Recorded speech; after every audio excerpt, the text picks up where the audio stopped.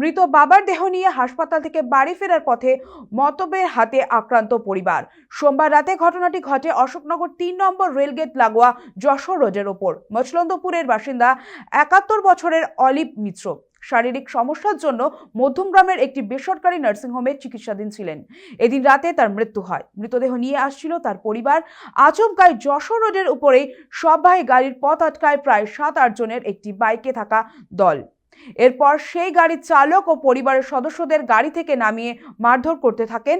ঘটনায় আতঙ্কিত হয়ে পড়ে পরিবারের দাবি তারা সকলে মদ্যপ অবস্থায় ছিলেন। ইতিমধ্যে সিসিটিভি ফুটেজ দেখে তদন্ত শুরু করেছে অশোকনগর থানার পুলিশ।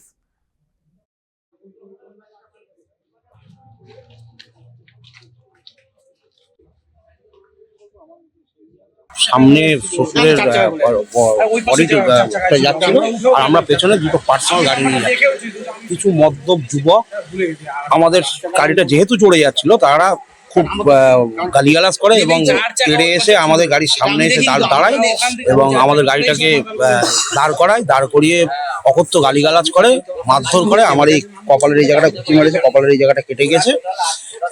এইসব কারণে আমরা বাধ্য হয়ে অশোকনগর থানায় আসলাম। ডেড বডি গাড়ি নিয়ে আমরা অশোকনগর থানায় এসেছি। আমরা ওই অশোকনগর ক্রস করে ডেড বডি গাড়ি নিয়ে আসছিলাম, তখন কয়েকটা মদ্যপ অবস্থায় ছেলে ওখানে ৮-১০ জন, তার ভিতরে একটা বাইকের নাম্বার আমরা দেখতে পেরেছি, আর বাদবাকি বাইকের নাম্বারগুলো আমরা দেখতে পারিনি। তারা অকথ্য ভাষায় গালিগালাজ এবং মারধর করে দু একজনকে। আমরাও তো অবাক হয়ে গিয়েছি। আমরা বলছি, দাদা আমাদের কি কোনো অন্যায় আছে?